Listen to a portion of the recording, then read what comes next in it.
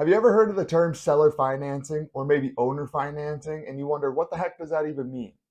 Well, the other day I had an experience where one of my buyers could have bought a house with seller financing and I had to go over kind of what it was and explain to him how it worked. So I thought, why not just make a video out of it? So this can be one of the most powerful tools you can use if the seller's up for it. Of course, they have to be the one to make the decision since they're going to be the one financing it.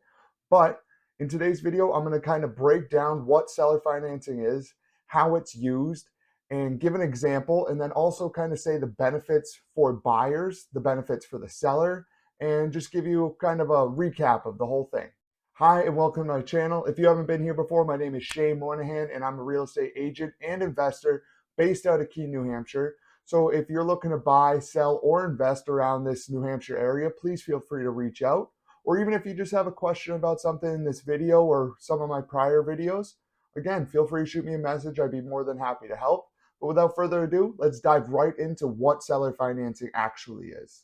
So seller financing is pretty much what it sounds like. It's where the seller is acting as a bank and actually going to be the one financing the property for you as the buyer. So instead of having to go through a traditional bank and getting the whole loan application done, going over your debt to income ratio, looking at your credit score, and making sure you can actually buy the house. If you are in a position where you have like bad credit score or maybe not enough job history or something like that, this can be a great opportunity for you to kind of get in without as many barriers of entry and be able to work on terms directly with the seller that will work out for both of you and have benefits for everyone in the transaction. And most of the time, the seller owns the property free and clear, and that's why they're able to do the seller financing, is because they don't have a note from another mortgage company, where you can do that sometimes, where there's still a mortgage on the company and still go through the seller as the financing, kind of. But it's a little bit more of a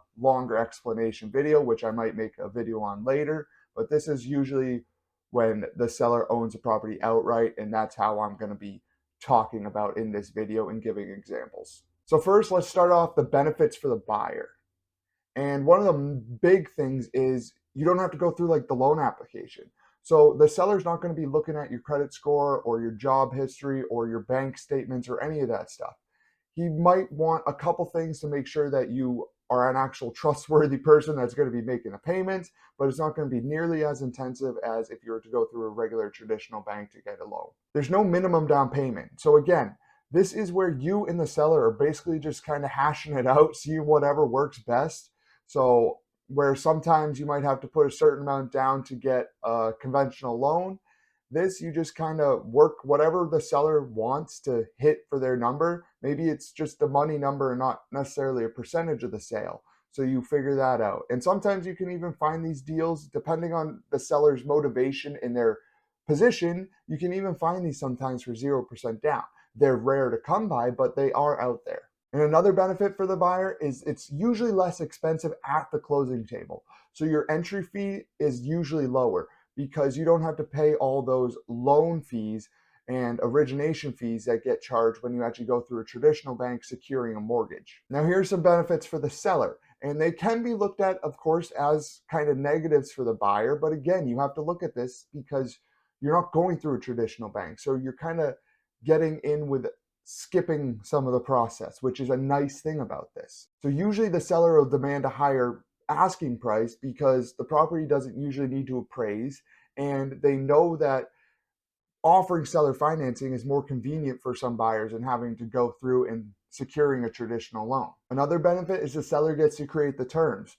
So he gets to get what he wants basically out of this deal and make sure it works for the buyer, but he's really the one that gets to set the interest rate that he charges so he can get the return he wants on his money, the down payment so he can see like what he's getting up front, and he's the one that acts as a bank. And then another benefit for the seller is since they're collecting these payments in incremental payments, they're not having to pay capital gains tax on if they were to sell it outright and get a big lump sum right away, because most of the time they own these outright with no debt. So if they went to sell it, got that big lump sum, chances are they're going to have to pay a capital gains tax, which this kind of defers it, if not completely puts it off. Now I'm going to go over a couple negatives for the buyer, But again, you have to look at this that you are skipping a traditional mortgage. So, yes, there are some negatives that come with it, but it's kind of the cost of doing business and how much you want to get into a house and kind of what your situation is. If you have bad credit and you know it's going to take a few years to build that back up to where you can get a mortgage, well, maybe seller financing is a great option for you, even though you might have to deal with these negatives. So, one of the big negatives is you're usually paying more in interest than you would with a traditional bank because you are skipping the loan requirements where they'd have to do kind of a more deeper dive into your finances. Another negative is that the seller usually wants a balloon payment after a certain number of years. And what the balloon payment means is you have to pay off the remainder of the loan in a lump sum. So I'm going to go over that in the example of kind of how it works.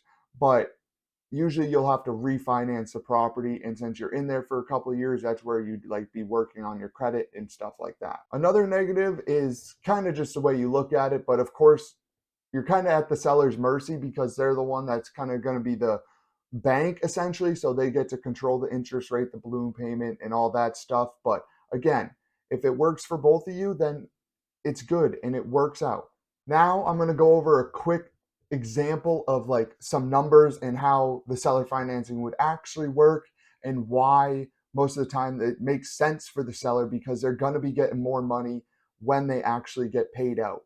And that's really the whole reason they're doing it, is because instead of you paying your interest to the bank, you're paying it to the seller, so the seller gets a return on their money. And that's the whole reason that they're doing this for you. It's not just out of the kindness of the heart. They actually want to make some money in return on the property that they own free and clear. So say you go to buy a property for $450,000 and you put 15% down, which is $67,500. Then the seller agrees to finance the remainder, which is $382,500 at an 8% interest rate over 30 years with a balloon payment after 5. So the interest rate is getting extended throughout that whole 30-year term, but you're going to have to pay off the whole lump sum after 5 years. So in this example, your monthly payments are going to be right around $2,800. And since this is seller financing, you have to take care of your property taxes and property insurance separately, where if you were to go through a traditional bank, those are usually incorporated into your mortgage payment. But since the seller's doing the financing, you pay for those separately. So this is just your mortgage payment on the financing. Then at month 60, which is the 5-year mark where you have to come up with the balloon payment, your remainder of the balance is right around $366,500. And as you can see here, over that 5 years, you've paid almost $150,000 in interest to the seller, meaning the seller will walk away with over $530,000. So this is the whole reason that the seller's doing it, is so that they can make more money, and they usually can demand the higher asking price, like I said earlier in the video, and they get to collect the money on the interest. Instead of paying it to a bank, they get it.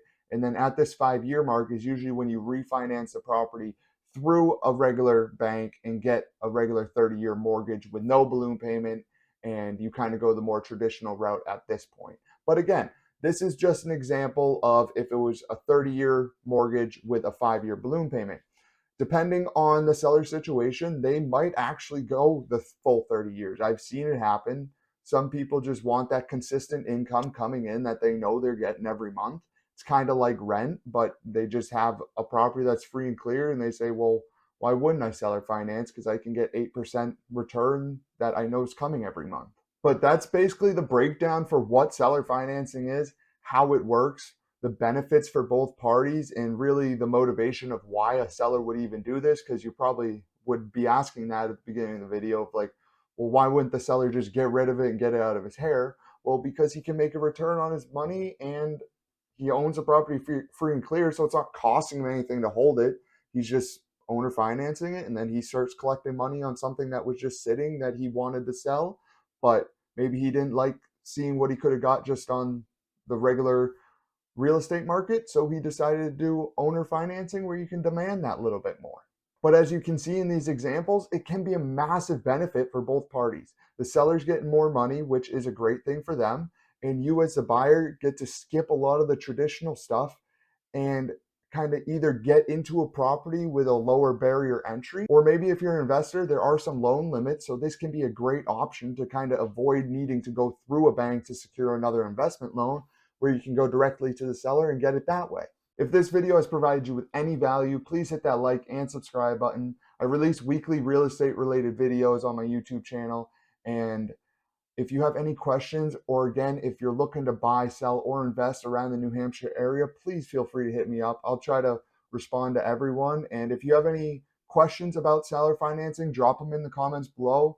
If you have any questions about real estate, maybe a topic that you don't know much on that I can make a video on, drop it down below, and I'd be more than happy to at least take it into consideration and see if I can make a video out of it.